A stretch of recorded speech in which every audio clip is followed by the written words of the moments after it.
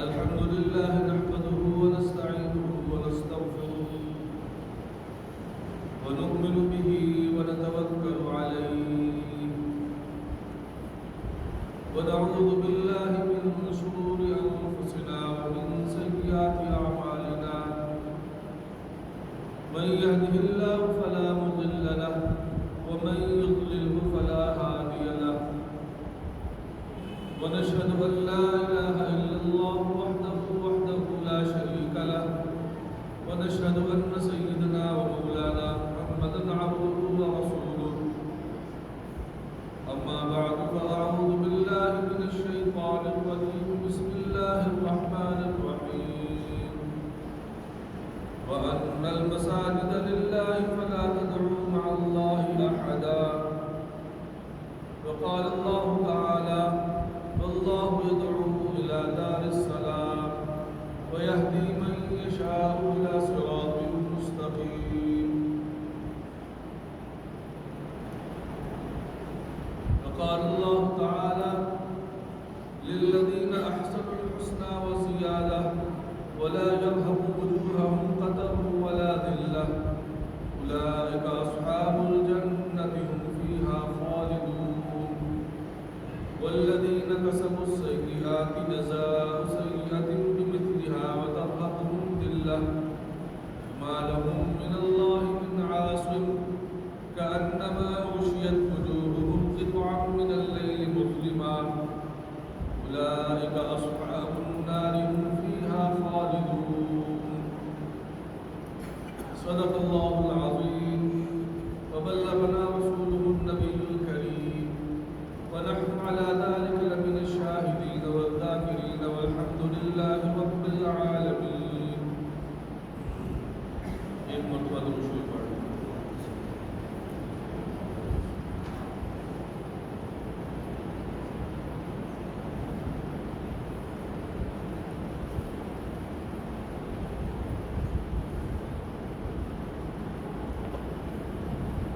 حدیث پاک میں اندر ارشاد فرمایا کہ جو شخص اذان سنے اور پھر اذان کا جواب دے، جیسے مؤذن کہہ رہے ویسے کہے، جب حی علی الصلاۃ حی علی الفلاح کہے تو اس وقت لا حول ولا قوۃ الا باللہ العلی العظیم بھی کہے. جب اذان ختم ہو جائے پھر ایک مرتبہ درود شریف پڑھے اور پھر دعا پڑھے اللہم رب هذه الدعوة التامة والصلاة القائمة آت محمدا الوسيلة والفضيلة وابعثه مقاما محمودا الذي وعدته إنك لا تخلف الميعاد. فرمایا وجبت له شفاعتی، پیارے نبی نے فرمایا اس کے لیے میری شفاعت واجب ہو گئی. قیامت کے دن حضور صلی اللہ علیہ وسلم کی شفاعت فرمائے. آسان عمل ہے، دن میں 5 مرتبہ موقع ملتا ہے، 5 وقت نہیں کرنا چاہیے.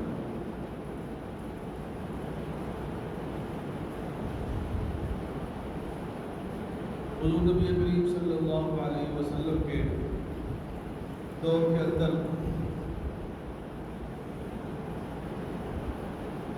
ایک عورت مسجد کی صفائی کیا کرتی تھی. چپکے سے آدمی اور صفائی کر کے چلے جائے. کام بھی ایسے جتنا چھپا کے کریں گے اتنا زیادہ اجر ہوگا. کسی کی مدد کر رہے ہیں چھپا کر، کسی کو پیسے دے رہے ہیں چھپا کر، کسی کو زکوٰۃ دے رہے ہیں صدقات دے رہے ہیں چھپا کر، اللہ کے راستے میں خرچ کر رہے ہیں چھپا کر، کیونکہ جس کے لیے دے رہے ہیں وہ تو دیکھ رہا. ہم کہتے ہیں لوگ دیکھیں، جب ہمارے دل میں یہ ہوگا کہ لوگ دیکھیں تو پھر اللہ کی طرف سے اجر ختم ہو جائے گا بالکل. تو وہ صفائی کر کے چلی جاتی مسجد بالکل صاف. کچھ دن حضور نبی کریم صلی اللہ علیہ وسلم نے اس کو نہ دیکھا. پوچھا کہ وہ عورت کہاں ہے؟ صحابہ نے کہا یا رسول اللہ صلی اللہ علیہ وسلم وہ تو فوت ہو گئی، اللہ کو پیاری ہو گئی، ہم نے اس کا نماز جنازہ پڑھایا اور وہ دفن کر دیا اس کو۔ نبی علیہ السلام نے ارشاد فرمایا کہ تم نے مجھے کیوں نہیں بتایا؟ میں نے اسے جنت کے اندر دیکھا ہے، میں نے اسے جنت کے اندر دیکھا ہے، اس وجہ سے کہ وہ مسجد کی صفائی کیا کرتے۔ یہ مسجد جو ہے نا، مسجد اس کے لغوی معنی ہے سجدہ کرنے کی جگہ، اور اس کے اصطلاحی معنی اللہ کا گھر۔ سب سے زیادہ محبوب جگہ اللہ کو یہ مسجدیں ہیں بازاروں میں۔ کسی بادشاہ کے گھر جائیں تو وہاں پر انسان بڑے ہی ادب سے جاتا ہے، ڈرتا بھی ہے، اور کپڑے بھی اچھے پہنتا ہے، جوتی بھی اچھی پہنتا ہے۔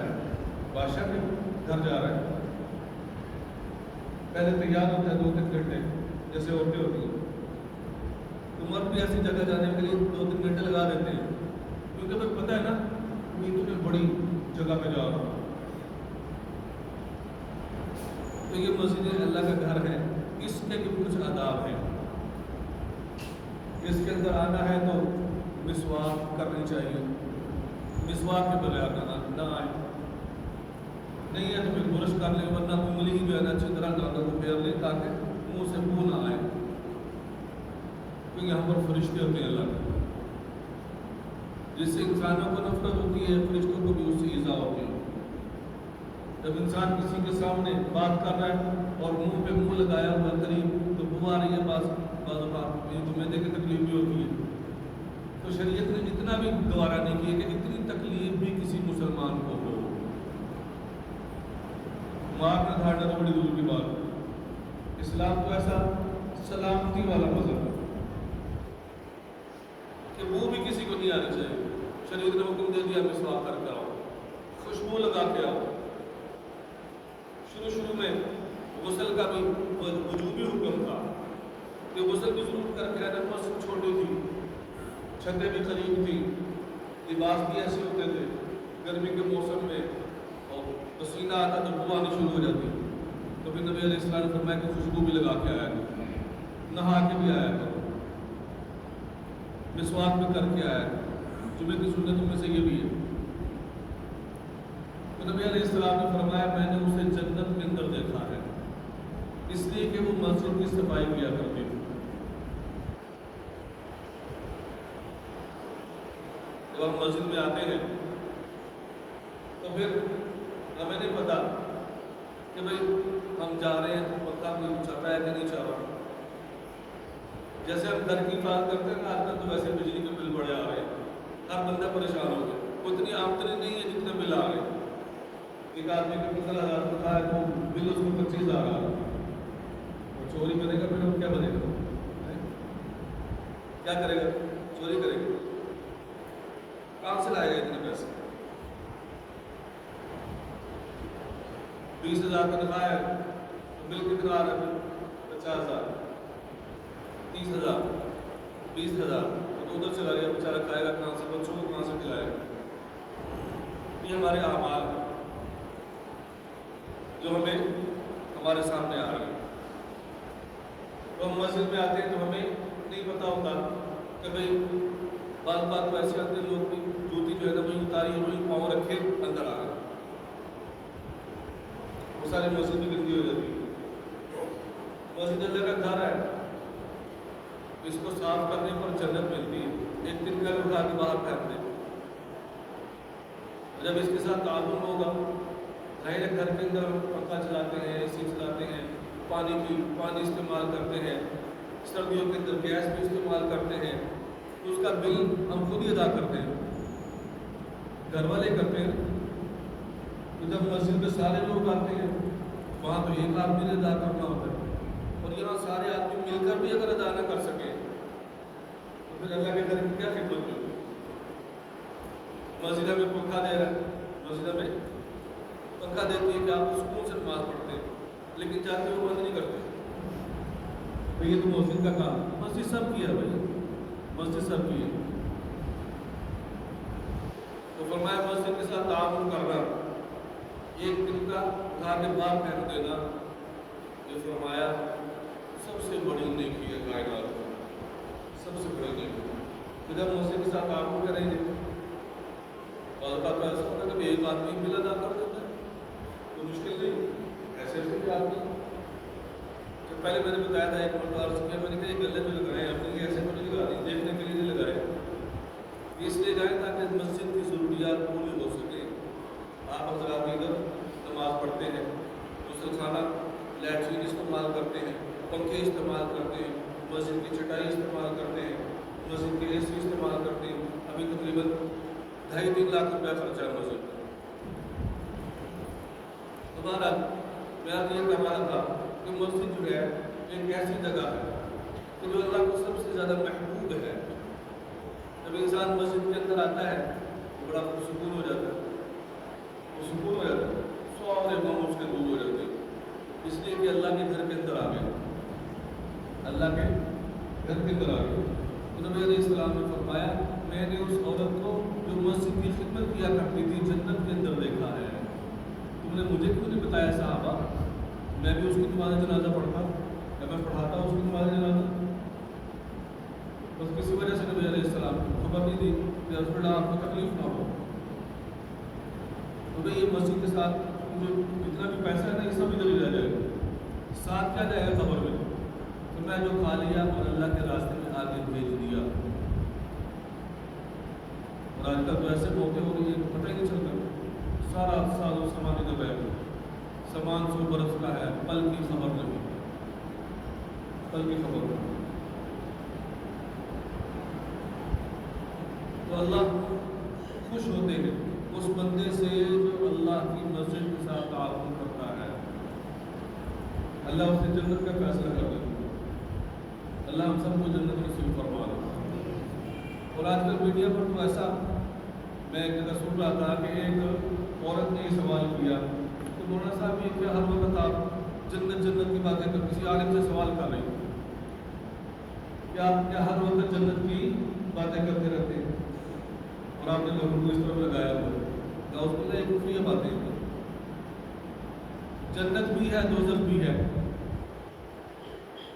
نہ مانے تو مر کے دے، جیسی کرنی ویسی کرنی، نہ جیسی کرنی ویسی بھرنی، نہ مانے تو کر کے دے.